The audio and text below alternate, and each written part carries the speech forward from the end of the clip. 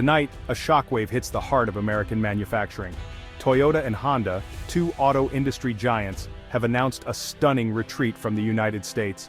The news sent tremors through towns like Georgetown, Kentucky, and Marysville, Ohio, places built around these factories.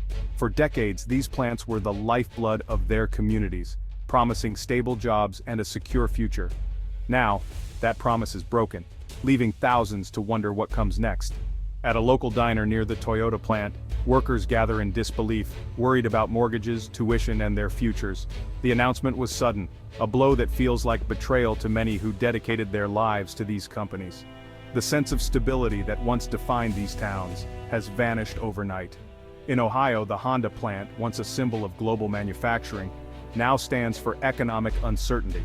Families who built their lives around these jobs face a terrifying unknown. Local leaders scramble for answers, holding emergency meetings to manage the fallout. This is more than a story about two companies, it's about the American worker and a changing economic landscape. The decision by Toyota and Honda marks the end of an era and raises tough questions about the future of U.S. manufacturing. For the towns impacted, the immediate challenge is survival. For the nation, it's a wake-up call. The aftershocks of today's news will be felt for years to come. Toyota and Honda weren't just employers, they were part of the American fabric. When they opened their plants in the 1980s, they brought more than assembly lines. They brought hope to struggling towns. Their investments built schools, hospitals, and parks, forging deep bonds with local communities. These companies set a new standard for corporate citizenship, sponsoring local teams, supporting charities, and weaving themselves into the social fabric. Their presence created a thriving middle class and supported countless local businesses. By using local suppliers, they boosted entire regional economies. Now that foundation is cracking. The departure of Toyota and Honda leaves not just an economic hole but a social one. Annual picnics, scholarships, and volunteer programs, all gone. These were the threads that tied the companies to their towns. Losing them means losing part of the community's identity. The question now, how do you replace not just the jobs but the sense of partnership and shared purpose? That's the challenge these towns now face. Behind the job losses are real people, facing shock and uncertainty. David, a 52-year-old assembly line worker in Kentucky, spent 28 years at Toyota. "I thought I'd retire from here. Now I don't know what I'll do." Maria, a single mother in Ohio, just bought her first home. "I worked so hard to build a good life. Now it feels like the rug's been pulled out from under me." For many, these weren't just jobs, they were careers, a source of pride and identity. The sense of betrayal is palpable among workers who met high standards for years. The impact ripples through families. Spouses may become sole breadwinners, or both partners may be out of work. Dinners are now filled with tough conversations about selling homes, moving, or delaying retirement. The psychological toll is immense: loss of income, pride, and hope. This is the human cost of a corporate decision made far away. These workers aren't just statistics, they're the heart of their communities. As they face an uncertain future, their main concern is providing for their families. Global market trends mean little when you're worried about next month's bills. Their voices remind us what's truly at stake.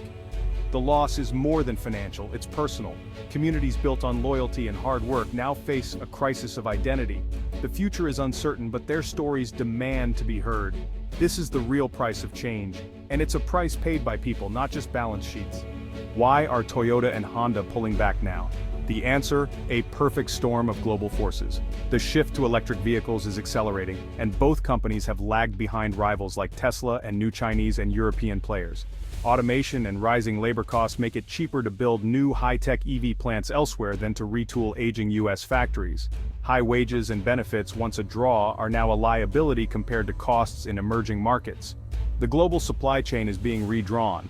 Pandemics and geopolitical tensions have shown the risks of concentrating manufacturing in one region.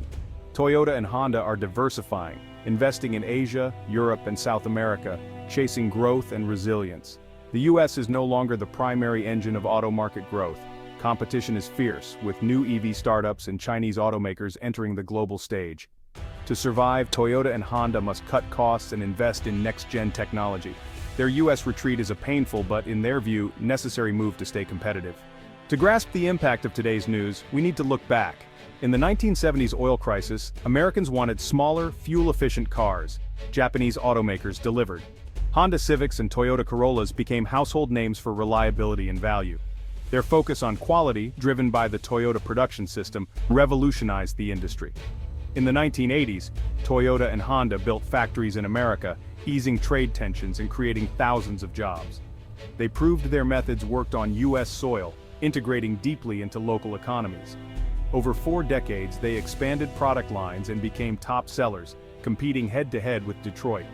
Their success was built on innovation, quality, and understanding the American consumer. That deep integration makes today's retreat so shocking.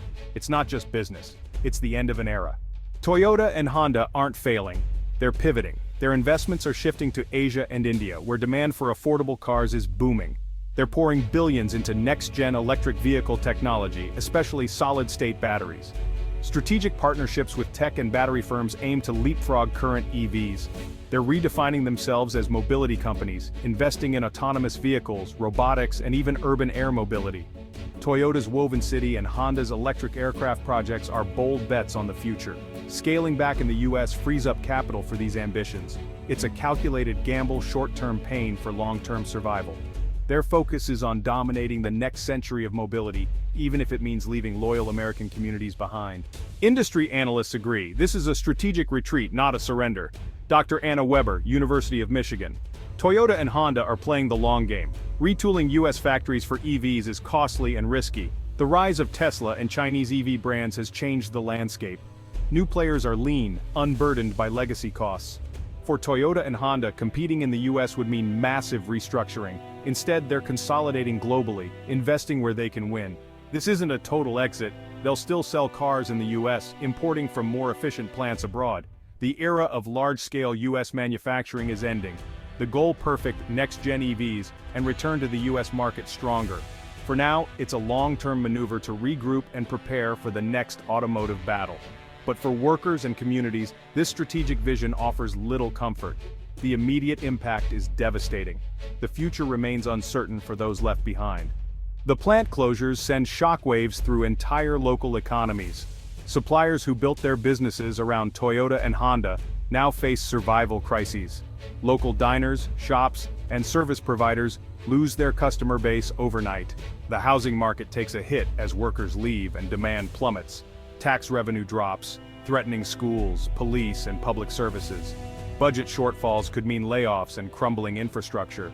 The economic web is so interconnected that one factory's closure can unravel a whole town. Recovery isn't just about jobs, it's about reinventing the community's identity. The challenge is immense, but the stakes couldn't be higher. The loss is painful but not fatal. The focus must shift to action, supporting displaced workers and their families.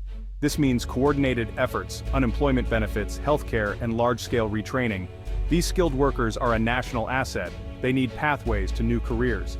Communities must diversify, attracting new industries and supporting local entrepreneurs. Empty factories could become hubs for startups or new technologies. National strategy is needed, investment in R&D, incentives for future factories, and world-class workforce training. Union and industry leaders call for policies that protect American jobs and encourage domestic manufacturing. This is a moment of truth. Adapt, innovate, and invest in people. The road ahead is tough, but American resilience can write a new chapter. The spirit of the American worker endures, and that's the foundation for rebuilding.